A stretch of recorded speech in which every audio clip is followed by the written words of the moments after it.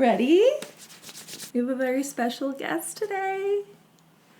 Alexandra Dawson. I call her Allie. Any other names? Most people call me Allie. My whole family, or a lot of people call me Al.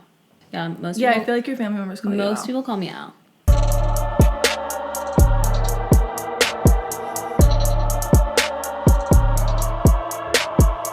I feel like your whole journey is really important. Yeah. And like where this like been a wild foundation one. of healing came from. Yeah. Because Allie has something very special coming this week. I think 2 days after this podcast releases. Thursday. Yeah. Yeah. This will come out Wednesday, and then for the day after. Yes, the day after. This is crazy because like I kind of know all these answers, but like I want you to tell the people. Okay. I'm nervous. I know, me too. My posture could be better, but it's okay. My toddler's sleeping. No, he's fine. He just has a cough. No, I'm just like hoping he stays sleeping. No, he's not in a bad way, but like, will. come on, babe, you need to sleep. No, I want to take it like way back. So backstory: Allie and I have known each other since 5th grade. Yeah, like middle school. Yeah, but we're never friends until after high school. So like not in a bad way, but like just never like we walked the same halls. We knew who each other were. We played on the same softball teams, but really connected. I feel like in a beautiful way because like we are not obviously who we were in high school at all. Yeah. When you think about your teenage self and starting to struggle and going through an eating disorder, what do you think you were actually trying to feel? That's like a therapy question. While you were going through that, what do you think you were actually trying to feel? Was it control? Was it... I think it was a lot of things. I think that when I really think about it, I think a big thing was control because I didn't feel like I had control over anything in my life. And looking back, I can realize I didn't feel like safe in who I was. I didn't feel like who I was enough. And I can look back and see like the trigger of my eating disorder was a boy. Like a breakup with a boy that I barely knew. So like I can see like it was so insane and so dramatic. Like it was not a big breakup. But your teenage years, everything's so... Yeah, and I can see that was just like the straw that broke the camel's back. That's what my mom always says. Because I had such low self-worth, and I was like, okay, if I can control... Like, I can't control all of these things in my life. There was so much that I couldn't control. But maybe I can control my body. And then maybe I will feel like I am lovable, like I'm enough, like I'm worthy, like I fit in. Because I think a lot of me, too, I've always been very different, but I never accepted my difference. I'm just, like, a little quirky and weird. It's, like, a little weird. But I never accepted that. Like, I just wanted to fit in so badly. And so I thought, okay, controlling food, like, it was a conscious thought. Like, if I control food, and then I will lose weight, and then I will look this certain way, and then I will be lovable, accepted, worthy enough. Right. Like, liked by boys. Like, it was such a conscious thing, but there was still so much underneath. I can relate, for sure. And I think this will help out a lot of listeners because I don't think eating disorders are, unfortunately, a unique experience to a lot of women and people in general. And I know that you went through treatment for many years. And I know that you... didn't find it helpful, but you didn't heal till after. You know. So a twofold question. What did treatment teach you or do for you? Because I know you met a lot of people in there. And what didn't it do for you? What was treatment like? Treatment was, I mean, my first time in treatment, I was a junior in high school. My mom, was in the nurse's office and they were like, hey, your mom's coming to pick you up. You're going to the hospital. And I was like, what? Reminds me of like Scared Straight when they pick you up like literally and just take you somewhere. And bags packed, I'm at the hospital. Like what? It was actually insane. And treatment was my worst nightmare. Yeah. Can I say that? Like I don't want to trigger anyone, because I think that a lot of people can relate, like, unfortunately. Treatment, I spent years in treatment and not by my own choice, but because first of all, I was under 18, so my mom was like, you are going to treatment.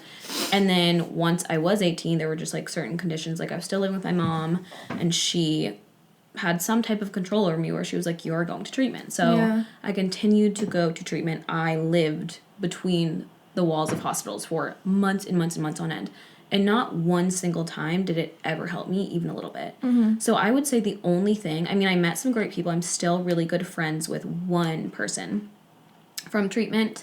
I will say it traumatized me more than anything. Like I think it prolonged the process of my healing.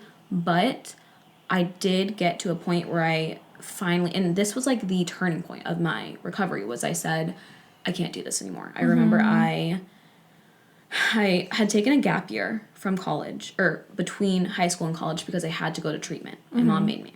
And I was in treatment for like 3 months that time, like just like living at this space. Yeah. And I finally got to go to college the year after. And I was there for 1 semester. Second semester, I had to pack up everything and leave to go to treatment. And that was the time where I realized I could not live my life like that anymore. And so I was there for 5 days. And for the first time ever, I checked myself out. I told my mom, like, hey, because you were 18 I'm at this point. Doing it. Yeah, so I was actually 9. I was 20 because I took a gap year. Oh, because you're a year older than me. Yeah, because I took the gap year. Yeah. And then I turned 20. But my mom had all these conditions, like, if I'm paying for college, if you're living in my house, like, and I was so medically ill that she was like, I will take you to court and get you, like, medically, legally, whatever, like, you will have to go to treatment. So you're at, like, a standstill. Like, yeah, so I was like, I literally could not check myself out. Yeah. Or my mom wouldn't have supported me. Which I get. Like, she was terrified I was going to die. Yeah, of course. And so, of course. It came from a loving place. At the time, I was like, I hate you. Yeah. But... well, you're also 19, 20. Yeah. 16, 17, yeah. When you're a teenager, you're literally the worst. But it was the only thing that got me to say, I'm done with this. So I checked myself out after 5 days. That was, like, my shortest stay in treatment, and never looked back. Okay. Okay. Girl, okay. Tell me more, because so when you left treatment, what was the next thing, I guess, that you did? Did you go back home? What did that look like for you? Because I think, to me, it sounds like it started the turning point of your journey with yourself. Yeah, it was. It was the biggest turning point of my life. That was, I think, February of 16. And I had lost my grandfather in December of 2015. And my last words to him were, I promise you I will recover from my eating disorder. Which, like, at the time, I was like, I'm just saying this. Yeah. I'm just saying this, so you have some comfort. With, like, a little hope, too, I bet. Yeah. Because it was really tough for my family to watch me go through what I went through. And so that, like, those being my last words to my grandfather and, like, making a promise to someone, like, really sat heavy on my heart. And being in a hospital bed again and realizing, like, I just watched, like, months before, I watched my grandfather die. Yep. And I realized I had this realization that, like, one day that's going to be me on my deathbed. And I'm going to look back and I'm going to realize I missed out on so much of my life. Yes. Because I wanted my body to look a certain way, because I was afraid of food. I would have never let myself have, like, birthday cake, or, like, I would never enjoy my life. And I would never get to, like, celebrate things in life, because an eating disorder is, like, it's not just food in your body. It takes you away from life, because you're planning your whole day, your whole life around food. You're not thinking about anything else. You're like, okay, what time can I go to the gym? And I have to be at the gym for an hour long. And, oh, no, I can't go out with my friends tonight because I have to go to the gym in the morning. And also, no, I can't go out to dinner with you guys because I don't want to eat pizza. And all these things, it was genuinely, like, taking me from my life. Consuming. Yeah. And sitting in a hospital bed and realizing, like, oh, a few months ago, like, literally 2 months before, I was saying goodbye to my grandfather. And that is literally going to be me one day. And I will not have a life to look back on. And so I checked myself out, and that was what truly started my recovery, where I was like, I have one life. It sounds like so cliche, but me realizing and, like... But there's a reason it's a cliche, exactly. Right? Like, and it's like, everyone knows you have one life. So it's, like, not something that really sits with us, but it really, like, stuck with me, like, oh my God, one. I have one life I don't get to redo, so I need to overcome this so that I can live my life. And so my mom's one condition for me was that if I was going to check out of treatment, then I needed to find a therapist. So I sat there in treatment, emailed a therapist, booked with her, was with her, like, the next week. And that's where it all started. And that was 2016, February 2016. I literally, that's so funny that you say that, because I literally wrote YOLO in a Substack post the other day. And I was like, disclaimer, I know this sounds cliche, and, like, I'm saying YOLO. It's true.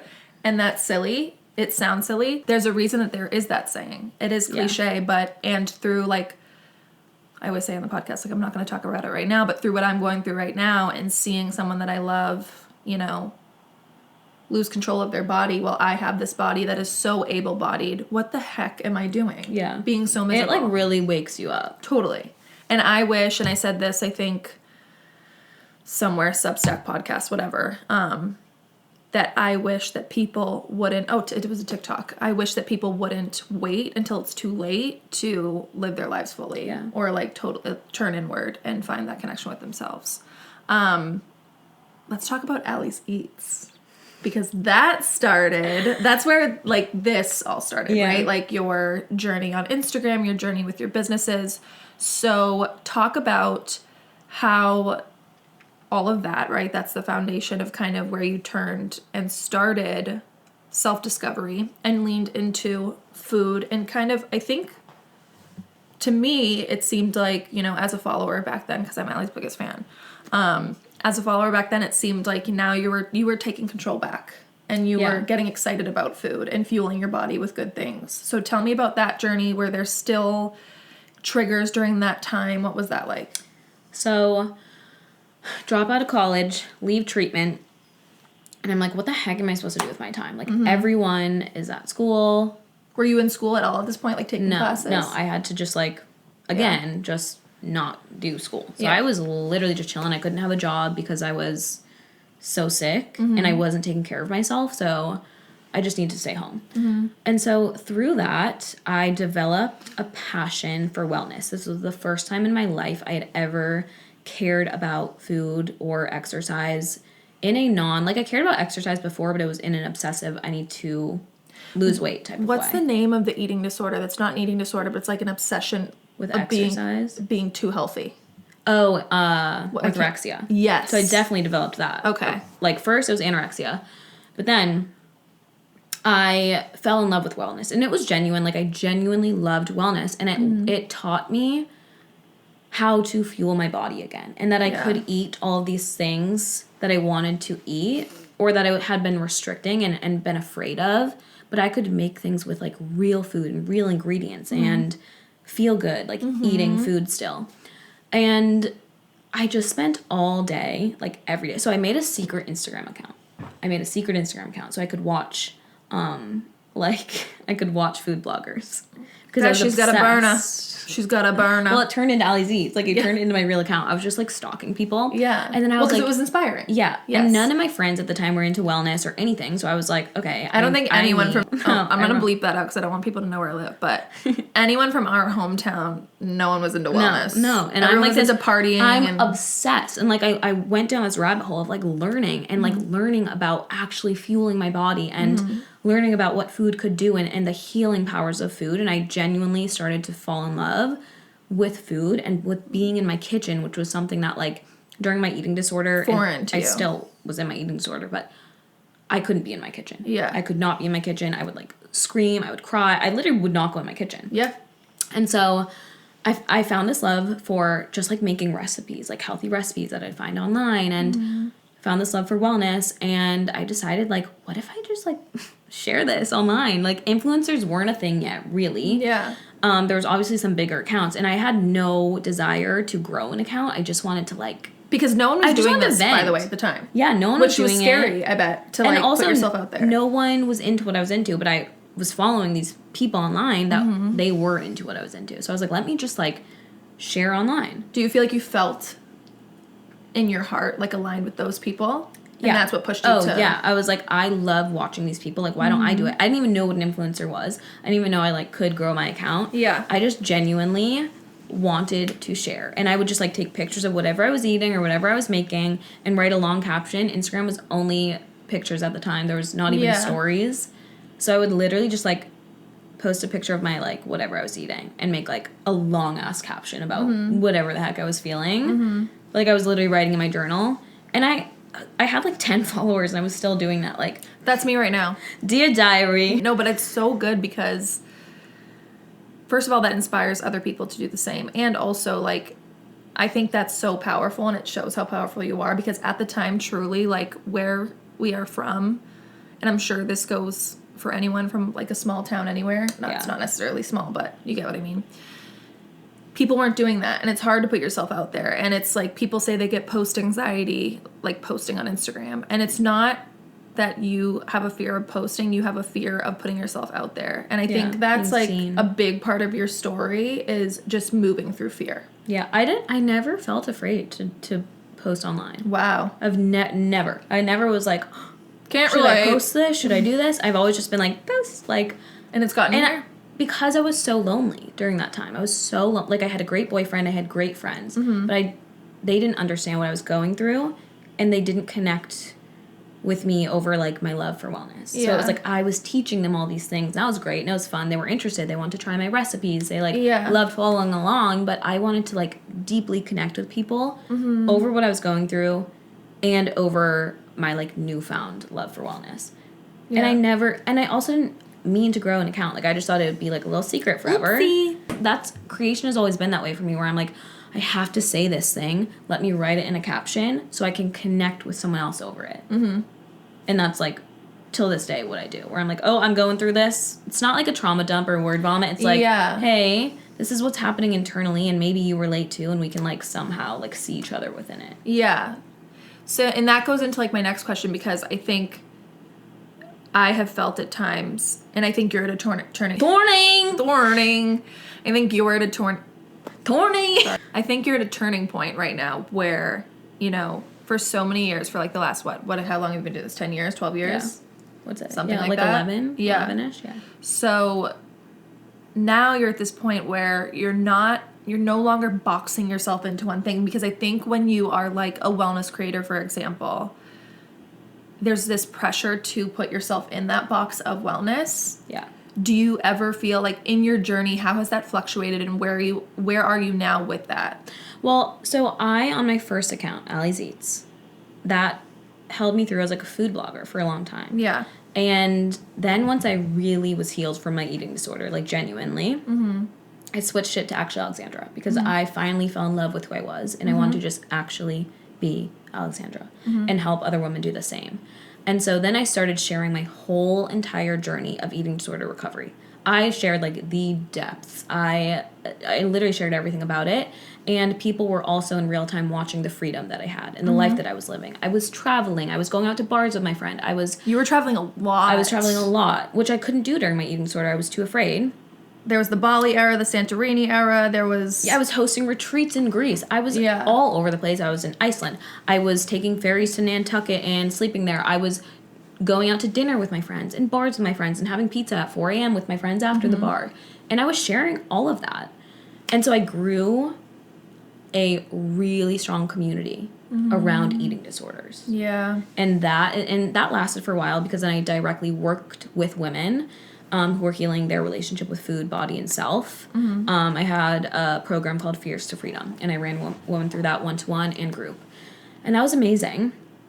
And my whole business was surrounded by that. And eventually I got to the point where I realized I can't talk about my eating disorder anymore. I'm so far removed from it. I'm so healed that I can't even really relate to my clients anymore, because I can't, I'm too far gone from it, which is a great thing. But then you realize that you have thousands and thousands and thousands of women watching you who are struggling with an eating disorder. Right. And that's where I felt so boxed in. And I knew that, like, hey, I could just, like, switch my account, pivot, whatever. But I also know how fragile an eating disorder is. And so I knew that I wanted to give myself freedom to create about different things, whether it was about wellness again, or, like, practices that were helping me come more into my body, or things that, like, even may be triggering to someone with an eating disorder. And I felt like I had this responsibility to not put it on that page. I felt like I had this responsibility to say, hey, like, I'm done talking about my eating disorder, and I'm going to leave you guys here and start a new page where I can just talk about whatever I want, while also, like, honoring that, like, I don't want to trigger anyone. Right. I know what it's like to be online scrolling and be triggered. And so I'm really sensitive to what I put online around that. Yeah. But I wanted to give myself more freedom. So I've definitely found myself in so many areas too, just like putting myself in boxes even when I don't want to. Yeah. But I do at this point in my life. Your camera's dying. My camera's probably charged. I do at this point in my life feel like I'm out of boxes. Yeah. Finally. Yeah. Because I've always found myself in new ones. One thing about me and Allie is we've had 14,000 Instagram accounts. Yeah. But that's where I'm coming from with these questions, is that I feel like both of us, I mean, you've been pursuing this as a business. I've been pursuing it kind of for fun throughout the last 10 years. But I think that the point is that you don't have to box yourself into a box just to, you know, like, you don't just have to talk to the mothers. You don't just have to talk to the people with eating disorders. I don't just have to talk to people with anxiety or going through grief. I think that actually Alexandra is beautiful because you are so multifaceted and have so many talents, and you do so many things. You do Reiki energy healing, you do Pilates, you do breath work, you do all of these things that all comes back to the home of self-regulation, self-awareness, relationship with the self. And I think that is like the umbrella that you live under. Yeah. For you personally, what does a regulated nervous system look like? And what does dysregulated look like? And what do you do to combat it? So I think for me... Like, what kind of things, let's start with what kind of things make you feel regulated? Like, wait, I've never been asked these types of questions. Like people, places, so things. I think for me, my biggest thing is self-connection. So I don't even look at it as like, oh, I'm self-regulating. I'm like, I'm helping you connect to yourself, because I think that's the backbone of everything. And I think that the goal isn't to be regulated. It's to have a flexible nervous system where you can handle the waves that life will always throw at you, because that's it, without taking it out on yourself. And that was my downfall in the past, is that I always, like, life would happen and I would take it out on myself. And I would self-destruct. I would turn to my eating disorder. I would turn to self-harm. I would just beat myself up mentally and, like, tell myself that I was, like, the worst and I hated myself and everything was all my fault. And so for me, the point of regulation is to learn how to, when life throws things at you, and it does, you come back to yourself with love and without taking it out on yourself. And that is not only for you, but it's for everyone around you. Like, if I do not take the time to connect with myself on a daily basis, I can see how that shows up in my relationships with others, in my relationship with my son, and how connected I feel to the world around me, to my work, to my purpose, to my son. Even me just coming in this morning and you were like, thank God you didn't come yesterday because I was not feeling myself. Yeah. I didn't do anything yesterday to, like, connect to myself. So, well, actually I did, but I think it's important too to also give yourself a break when you need it, right? Like, it's not a crime well, to do that. I will say I don't ever give myself a break from self-connection. Okay. I connect in some way to and that doesn't mean I'm, like, every day working out, doing breath work, reading my journal, or, like, whatever it is. Right. It So is, what like, do you do when you're, like, in that funk? I need, even if it's just 5 minutes, and I can sit with myself and just, like, breathe, or just even, like, acknowledging my thoughts, and instead of just running through my day and letting my mind run me, I sit, not even, like, physically sit, but I, like, pause, and I bring awareness to my thoughts, and I can show myself that, like, hey, yeah, you're having a shitty day, you're having these thoughts, it's just a day, it'll pass, come back to yourself. But I let myself feel the feelings that I need to feel, because I know they'll pass. Because my anchor within is, like, one of self-connection and self-trust. And I'm so connected to my purpose and to the energy of love and to the divine and things like that. That's how I truly feel. So when days come where I'm like, oh, I feel like shit, I just look at them as, like, okay, here's my anchor. And there's just waves passing by, and I have to just let them pass by. Because it is truly inevitable that things will happen. You will feel a certain way. Like, right now you're weaning and you're not feeling good, but that you have your anchor. Your most recent Instagram account blew the F up. Millions of views, crazy interactions, all because you shared your story on unexpected motherhood. Yeah. Oh no. No. So my hair's looking short. No, are you kidding? Hello? In the camera. Yeah, but that's purposefully short. I'm trying to be long. When you took the test, I mean, you can go on Allie's, is it still up? Yeah. Yeah, it's on there. You can go on Allie's Instagram. You can see that video everywhere. It's there. It's a million been reposted. times. Yeah. You shared a really vulnerable and raw journey of finding out after being told in treatment that you could never have kids, that you were going to be a mom with your boyfriend, who, how long were you guys together at that point? Like 2.5 years, but we had known each other for forever. Almost 10. Yeah. So luckily it was with someone that you were comfortable with. Yeah. And in a relationship with. But nonetheless, it was unexpected for both of you. So when you took that test and decided that motherhood was going to be for you and you were going to embark on this lifelong journey of being a mom, what did that feel like in your body?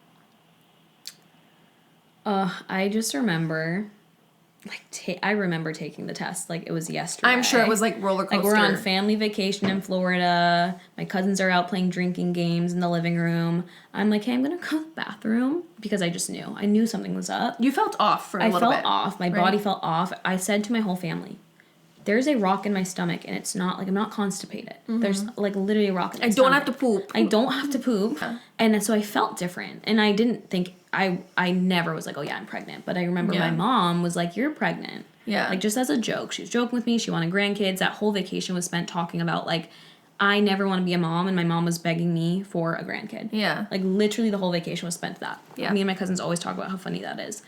Because I was like, you know what? Maybe I should go to the store, get a pregnancy test. Like, maybe my mom's right. My period was only, 2 days late, not even. But, definitely not thinking that you were actually pregnant. Yeah. Because, you felt it, but also... You know, once my mom started saying that, I remember I asked my body, am I pregnant? And my body said yes. And I was like, and I knew in that moment.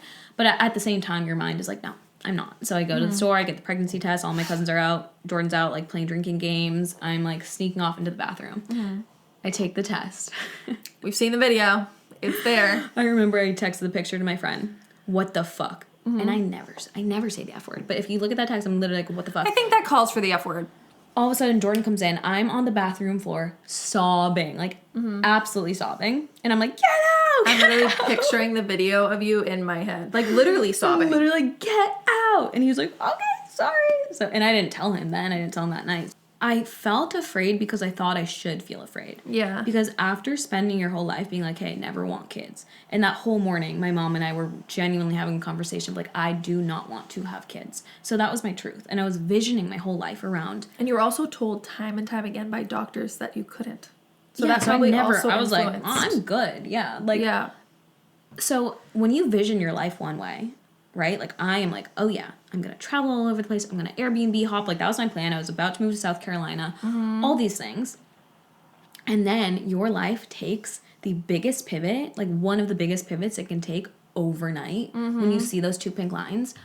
I genuinely felt I was crying in the videos. I look afraid. I'm saying, I don't know what I'm going to do. But my heart was yep. This is right. Mm-hmm. This was meant for you. This is your answer. This is an answered prayer. Yeah. I had felt really lost in my life at this time. I was just I felt I didn't have a purpose really. Mm-hmm. I wasn't fulfilling my purpose at least. And something was missing. I didn't know. Yeah, I didn't know what my next steps were or what I wanted to do. And all of a sudden I got this unexpected pregnancy test. Mm-hmm. And literally I remember that I felt I should be afraid. Mm-hmm. And so I reacted with fear and I reacted with tears and what am I going to do? But my heart and my soul, simultaneously during that were no, this, I'm excited. Yeah. And I, immediately, I cried for a few minutes and I walked out of the bathroom and I just sat with my cousins nothing was wrong the rest of the night. Yeah.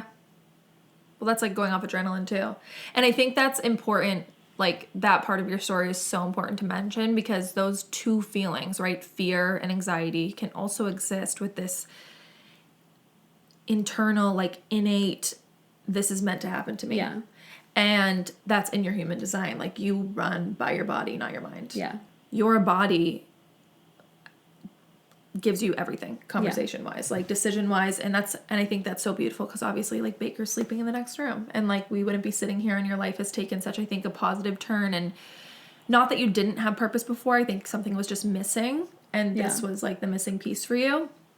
And I think it's also really beautiful that at this point in time, you're a mom, but you are also all of these other great things. And I think all the moms need to hear that because you are not just a mom body during pregnancy because your body changes obviously, very much so. And I remember seeing videos like people commenting on the size of your belly because you are like, you have a short torso, so your belly looked bigger. I was literally saying right? Oh, yeah. Like we were the same Everyone was size. asking if I was having twins. Yes. So like our bellies were the same size probably when we were pregnant, but I'm 5'9", so it looked different. And I'm 5'1", so I'm just like... Yeah. So with those comments and with your body changing, how did you carry yourself through that? Were there times that were really hard, and what did you do during those times? No, there weren't. I didn't struggle at all with my body during pregnancy. I think I was struggling severely with my body before pregnancy. I like really struggling like I had struggled in the past with my body. And pregnancy like came into my life and completely healed that. Me too. I loved watching my body grow. Me too. And I loving watching my body grow because as a woman you're taught that it's wrong for your body to grow. Yeah. So to watch your body grow and to feel so empowered and to feel so beautiful and to feel so just like yourself in that growing body and to not care. Like to truly, I never once had an ounce of like, oh my gosh, I'm getting too big, or how much weight am I gaining? I don't even know how much weight I gained. It's like, oh my gosh, my body can do this cool, amazing thing. Yeah, I felt so powerful, and I felt so, like I loved my body more than I've ever loved my body when I was pregnant. Me too. Truly. Like, yeah. Truly. I think I posted a TikTok about it. Like, I literally have never felt more confident than when I was pregnant.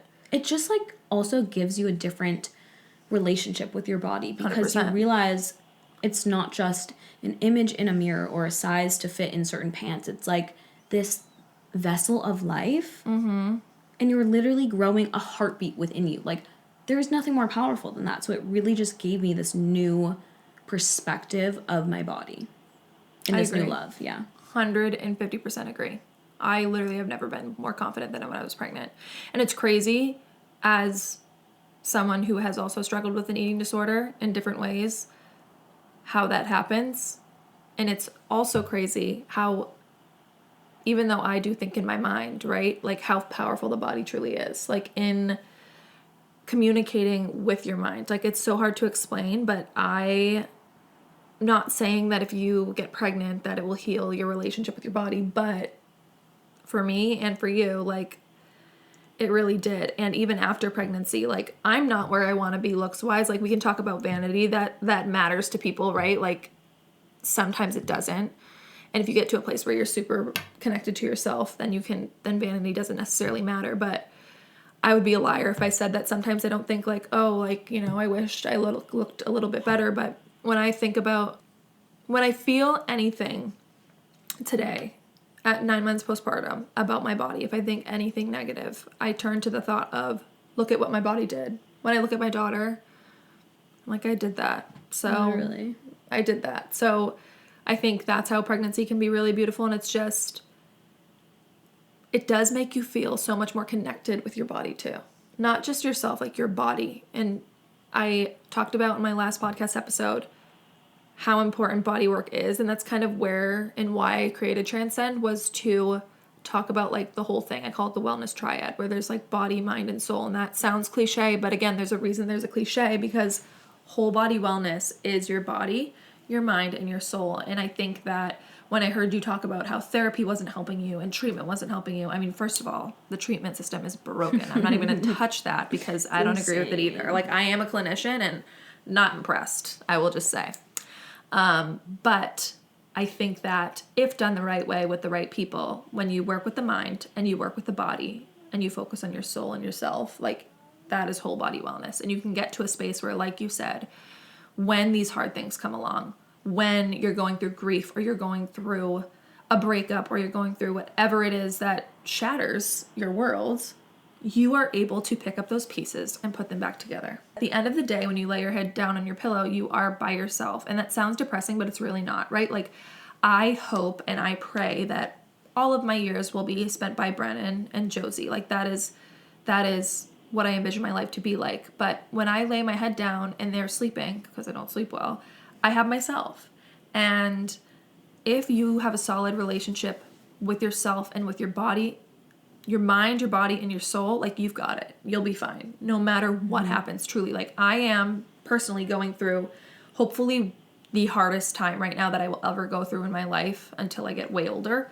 But I am getting through it because I am surrounded by people that I love. Like, developing this friendship with you has been so healing for me, and being around people that see the world in the same way that I do, and being around people that support you and say hell yeah to that idea. And like, that is my favorite thing about you.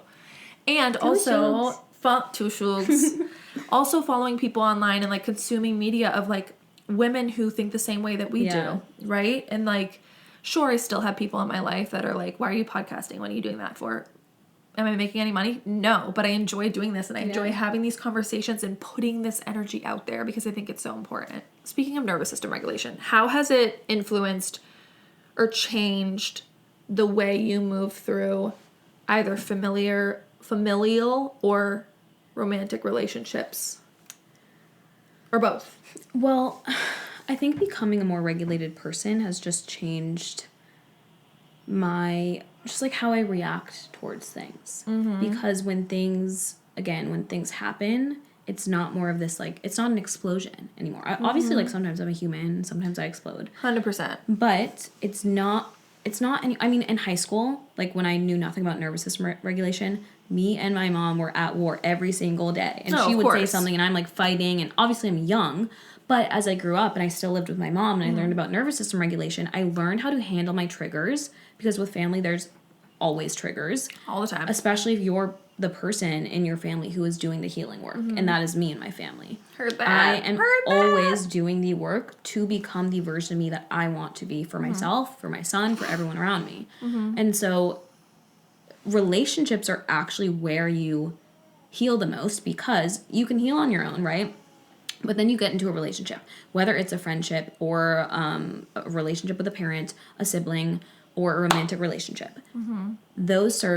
They are mirrors for us. And so they show us the places that aren't healed within us. And so by doing the nervous system regulation work and honestly just like the healing and self-connection work, to really learn myself, I started to handle triggers so much better. Because it wasn't this fight. And then also it wasn't this like taking it out on myself anymore. It was, let me step away from this situation. Let me breathe. Let me meditate. Let me be with these thoughts. Let me validate myself. Let me speak to myself as if I am my own friend and my inner child. And let me mother myself through this situation instead of fighting with this person, causing a fight in a relationship. Yes. Yelling at my mom, taking it out on me or taking it out on myself. Like, let me ground back into my body. And yes, I can validate, like, oh, that triggered me. And that really hurt me. And that, whatever that person did, like, I did not deserve it. I can validate without saying, like, oh, yeah, I deserved it or anything like that. But being with the emotion and letting yourself feel it. And then coming back to just, like, this place of love within yourself. And that doesn't mean, like, you let people walk all over you or you let people trigger you and you don't do anything about it. But the way I move about doing things about it is like, hey, can we have a conversation instead of like being what they were to me? Like, I want to always react from a place of who I am and not what has happened to me. Yeah.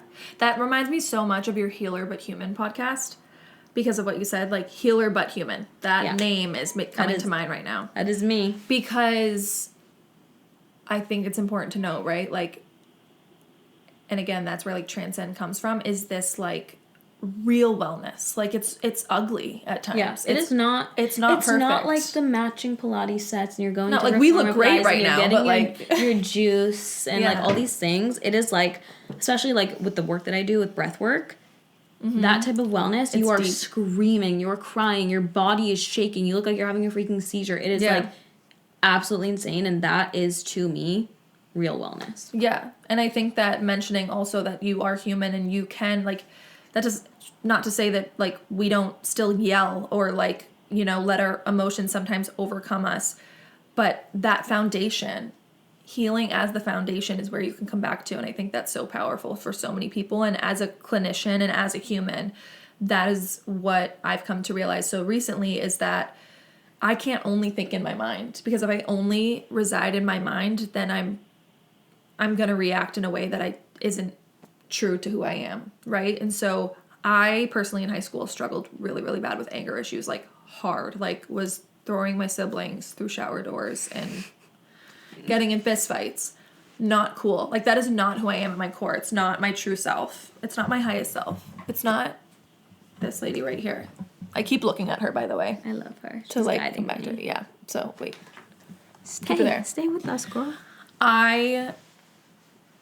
And I guess it's my Leo rising too. But, like, I'm not an aggressive person. And I'm not, like, this masculine energy. Like, at my core, I am truly this soft and inviting and feminine energy that comes out when I am really, truly connected with myself. And so, excuse me. That is who I want to come out the most. And yeah, sometimes, like, the side of me that yells and the side of me that's overwhelmed and the side of me that I don't love does come out, but it's always returning to that foundation. The repair. It's like, I do the same thing too. Like, I'll react in a way that I'm like, oh, that's not me. Yeah. And so you, like, after you you're pull like, back and you sit with yourself and you can intellectualize and, like, and see the situation for what it was. Then you can go back and say, hey, I'm sorry. Mm-hmm. And in the past, I couldn't do the repair. Yeah. So it's like, yeah, I'll still have reactions sometimes. I'm a human. Mm-hmm. But now I can repair and say, hey, that wasn't me. Yeah. And that's part of being human. Yeah, and that's where I really hit a standstill with therapy. Because, again, like, I understand the mind fully. I do not need to conceptualize my anxiety or my depression or my grief anymore. I get it. I know where it comes from. I know why I have it. But where do I go from there? Like, I'm always at a standstill in therapy because I'm like, give me the tools. What do I do? Yeah. But they can't tell you what to do, right? But that's where I, like, literally blossomed open into a new human after, like, reconnecting with you and talking about the body and learning about the body. Truly, like, divine timing is everything because, like, literally, I think this is so dramatic, but, like, you're literally saving my life because you were the first person. No, I feel the same. I literally feel the same. You introducing me to the importance of the body has been seriously so life-changing because it adds to that whole body wellness, right? Like, I understand the mind and I'm there, but in order to truly feel better and free myself from the shackles that are grief and depression and anxiety and all these things, I got to do the body work. Like, I've never slept well a day in my life. Like, my daughter sleeps 10, 12 hours through the night. My husband sleeps like a log. And then there I am up all night. But I have been doing meditations, falling asleep to go to bed, falling asleep every night. I don't even remember falling asleep, and that is foreign to me. That's crazy. I have been doing, intuitive movement in the morning. Even with my daughter, she's crawling around. I'm on the ground doing whatever I feel like doing. Before we started this podcast, I stood up and I just stood and shaked. Yeah. I let it all out. So I think that, like, it's just, I can't even put into words how important body work is and how important you are to me and to so many people. And I can't wait to see you launch Sacred Core. I'm so excited to be a part of it because it's the thing for me that kind of lit the rest of my path. And there was truly a time, and has truly been a time, where, like, I didn't see the end of my path. I did not see a light at the end of the tunnel, and truly did not see a light at the end of the tunnel because I thought, okay, so I understand all the therapy stuff. Why don't I feel better? Like, I'm a healer. Why am I not healed? But it's because I've never considered my body. And I had such a bad relationship with my body growing up with eating disorders and all of that. And now feeling at home in my body and feeling at home with myself and feeling okay when I'm alone is everything. Like, it's truly everything. Oh, it is life-changing. And then everything else just adds to that. Like, my husband adds to that. Like, Yeah. I don't have to rely on him. It's not his responsibility to make me feel good 100% of the time. That's not fair. Does he add to it? Yes, totally. But that just makes things even better. Like, now I'm enjoying my life with my daughter and him, and I couldn't before because I was literally shackled to my mind. Like, it's just so important. It's so important. I hit walls in therapy too. Yeah, because it's so important to understand things, right? And to be awareness. Awareness is important. But it can only take you so far, the awareness. Literally. Because then you're just like, okay, I'm aware, but nothing can change. Nothing feels better. Patterns live in your body. And the feelings live in your body. Yeah. So yes, I can understand my feelings and where they come from and why they're there and what they mean. But I can't overcome them because they live in my body. And I've done nothing to help my body. So truly, I'm so excited for this next chapter for you and for both of us. And with that, if someone listening is feeling like they don't know where to start and they're feeling disconnected from themselves in the body or in the mind, what can they start to do? A lot of people don't know what I mean when I say this, but I would roll out your yoga mat. I would put on music that makes you feel, and I would start moving your body. Or just your rug. You can use your rug. Yeah, you don't need a yoga mat. When I started, I had a TJ Maxx yoga mat for $11 that I never had used until COVID shut us down, and I was like, all right, gotta use it. I've just been using my rug in the morning. Use a towel. Put on music that makes you feel, okay? Because this was my start into connection with myself. I had healed from my eating disorder. I had done a lot of like subconscious mind rewiring and really liked myself. But when life got heavy again, because it did, during COVID, I needed something I think that's else. important to note really quick. Like, I think people see you online as this like, or the way I've seen you, right? Like, I know you in real life, but viewing you online, I think that people may have this understanding that you're this perfectly healed human that just has everything so easy. And that's just not the case. Like, life has been lifing hard. Yeah, my life right now, like, I feel like I'm genuinely so happy in my life right now, but I shouldn't be due to external circumstances. That's what I'm saying. Like, everything looks so perfect online or might look so perfect online to other people because you have this connection with yourself. Yeah, and everything's not like literally has saved me. Rainbows and butterflies. Yeah, it saved me. And I honestly went through a while of postpartum where I didn't have that connection, and to save myself through it, I had to come back to it. But getting on your mat, like, that was my first introduction to connect with myself. Like, yes, I've always journaled, so I love a brain dump journal, okay? But that can only get you so far. If you really want to get into your body, just start moving it. Like, however you want. Everyone would always, and when I would share this practice online, everyone was like, well, how? But that's the point. I can't tell you how. It's intuitive movement. So I have a whole playlist. I'll have you link it. Yes. Because there's like 600 people that have liked it. Again, no mat needed. Don't let that stop you. No, I literally use my you rug. have a rug.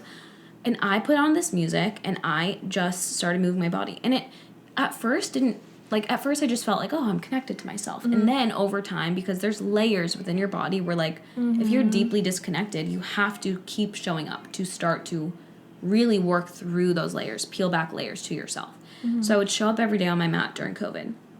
And at first I was like, oh, I just feel really connected to my body. And then all of a sudden, I started connecting with the music and moving my body at the same time. And I realized I was creating this vehicle to get my emotions out. And I would lay on my mat and I would just sob. And I would just sob after every time I moved my body. Even if it wasn't like a long session. And I didn't know why I was crying, because a lot of the times it didn't bring up anything. But learning about somatics, learning about the body helped me realize, oh, I am literally physically getting emotions that were stored within me out of my body. You're releasing. And that was like one of the most healing seasons of my life during COVID, was finding myself in that way. And that was kind of like the catalyst to my actual self-connection. Because I recovered from my eating disorder, but your eating disorder is a Band-Aid for so much. Oh, 100%. So I didn't ever really reach the depths of what that Band-Aid was covering until I started doing the body work. And until I started realizing I had these patterns of low self-worth with, like, the guys I was choosing or the way I was treating myself or anything. I awakened to so many patterns and limiting beliefs and all of these things that were just, like, living in my body, or traumas and things like that. And I started to release them. And that's freeing. And that's why I would say you start. And it can be 5 minutes. Like, put on one song. And don't have any rules or any judgment or anything in your head. Just, like, move your body. I think that's, like, the best part about it, is that your wellness journey and your journey towards self-connection and toward the whole mind, body, soul wellness thing, it's not anyone else's journey.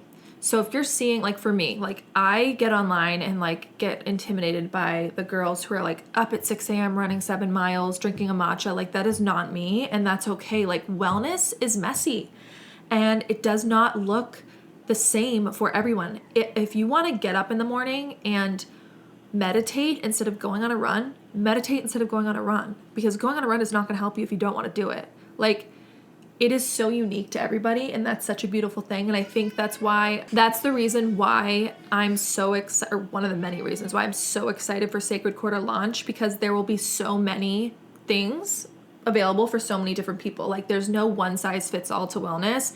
And I think that's where Allie's strong suit really is, and where us coming together really is, because I am like the mind person and Allie is the body. And you also offer so many tiers within body, which is really special. I'm really leaning into, and Sacred Core will lean into at first. It's going to branch out into more, but really leaning into holotropic breathwork right now. It's my favorite thing to walk people through, my favorite thing to walk myself through, and my favorite thing to teach. And I think it's important to start with breath too. And when I first got on my mat and things like that, and I first started connecting to myself, I didn't know, like, I wasn't really connecting to my breath at the level of holotropic breathwork, at least. Holotropic breathwork came into my life, like, after. And I would say it's been one of the most, honestly, probably actually the most healing practices I've ever found in my life. So I'm, like, heavily leaning into facilitating that right now. So that's like your wellness go-to right now. That's what every single week. Well, every day I do energy healing. I also do movement on my mat. And every week, because you don't need holotropic breathwork daily, I will do like 5 minutes of it. But every it's week, intense, right? It's a 1 hour long journey. It is insane. It's intense, but it is my favorite thing in the world. And it has literally saved me. It's helped me come back to myself so much postpartum. Every week I do 1 hour of holotropic breathwork. And I've only been committed to that for 4 weeks now, and my life has changed. I literally feel so different. Amazing. And, like, for someone like me who already I'm a feeler. I feel all the feelings. Like, I'm not someone who needs, and if you're someone like this too, like, you're someone who already feels all the feelings and understands them, and they're already there. Allie, I was talking to her, I'm like, I need you to do breath work on me, because I didn't know anything about it, but we took a step back and we're like, wait, maybe holotropic breath work isn't the right thing to do right now because my feelings are so heightened. But I think that is the coolest, like, it's so cool. What is so cool about Sacred Core is, like, you are a breathwork facilitator in many different areas. So if you're someone who maybe doesn't, and not only that, you can take, I think you told me that, can you take it at your own pace or adjust based on where you're at? I think holotropic breathwork, I think you have to be really in tune with yourself of, like, can I handle this or can I not? But I do think that you can feel like, I'm a deep feeler, I feel everything, but you're feeling it in your conscious mind. So breathwork takes it to your subconscious mind, where you can actually, like, you're not in the session feeling your feelings, like, you're literally releasing it from your body and coming out lighter on the other side, or having some new type of answer. It's awakening and opening your consciousness more. So instead of, like, being in your feelings in your conscious mind, like, when you say you feel your feelings, you're not in your subconscious. I feel my feelings too, but we also need to release them. And we can release through crying, but breathwork is a way to subconsciously, like, just release from your body. And so you can, like, take fully, like, full body release. And it can take you to, like, people call it a psychedelic journey without the psychedelics, because you are taken to all natural, this state in your mind that you can't access pretty much any other way, where you are guided towards, like, such truth. Like, I've never felt more connected to, like, the divine and to God and to who I really am than when I'm in breath work. Oh, I love it. And you can take it at your own pace. If breath work is too fast for you, you slow it down. If you want to do a breath hold while I'm telling you, like, breathe, you hold your breath. If you want to stop and lay and listen to me, because half the time on Sundays when I'm doing breath work on myself, I'm like, oh, my body doesn't want this intense breath. I'm going to breathe for a few, and I'm going to just lay there and listen and heal. And it is just, like, the way I don't know. I feel like I'm a literally changed person from 4 sessions. I love it. But yeah, anyone can do it. Anyone can take it at their own pace. You can't do it if you're pregnant. It's, like, my biggest disclaimer, because got a lot of moms. But that's also something that, like, you're looking to expand into is prenatal and perinatal breath work eventually. Like, we'll have a spot for the moms. Energy healings, because I do energy healing, like, every freaking morning of my life. But yeah, really, I'm just, like, so into holotropic breath work right now. Like, I can't get enough of it. I can't get enough of teaching it. It Like, if I want to change someone's life, I'm going to tell you, go to one holotropic breathwork session. Try it. March 5th. And you'll have a free breathwork out, right? Yeah. Okay, perfect. I already have, like, 2 Perfect. out. So you can DM So if me. you don't know, like, if it's for you, then just try it. Like, try it. Truly. I'm going to try it. DM me Breathe, and I'll send you my 2026 Align I'll put it in the New show Year notes, too. one that I did. I feel like sometimes on social media, in the wellness space, because I'm trying to, like, I'm really diving deep into, like, the realness of wellness, like, where it's ugly and where it's not cute and where, like, oh, it's okay to, like, sit on the couch for a day and, like, and we're coming, Baker, hold on. He's safe, by the way, if you can hear him. But what was I going to say? We don't have to. I think we're shifting in 2026 into this space online with wellness where we're not performing it anymore. We're not just like posting the cute. Should I just like let him come sit with me? Yeah, have him out. I'll talk while you're gone. Watching. We are not. Mom, it's us wedding. She's going to get her baby, but I feel like we're truly in a space in 2026 where we are no longer performing wellness, right? Like, I get intimidated when I go online and I see, you know, people posting picture perfect days with picture perfect wellness. Like, that's intimidating. Life just isn't like that. Hi, my love. Oh my God, he's so soft and snuggly. We'll end with like some working mom life. Working mom life. We'll end with some like rapid fire questions while we love our babes. Let's see. Your go-to reset practice, I feel like we said that. Moving my body. A belief about healing that you've outgrown. I think that I used to believe that in my healing journey, I had to like shut off my humanness. Yes. Like I was like, oh, I'm spiritual and I'm healing and I'm wellness, so I can't. I was just talking about that, like not performing healing and like allowing yourself to also be human within it. Like Allie went out dancing for 3 hours, 5 hours. Yeah, I was sober for 2 years of my life, and I don't really drink a lot, but I love a freaking glass of wine or margarita, and I shut that human part of me off. Mm-hmm.